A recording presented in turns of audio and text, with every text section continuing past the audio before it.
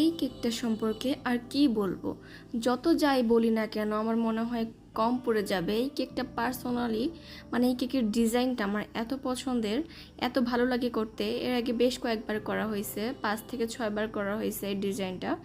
এটা হবে 2 টায়ারের মধ্যে।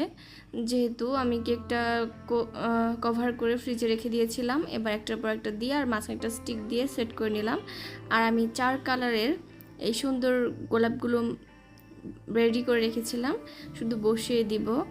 তো ভাবলাম ছোট একটা ভিডিও শেয়ার করা যাক। এই গোলাপগুলো রেডি করেছিলাম আমি 224 নাম্বার রোজ নজেল দিয়ে।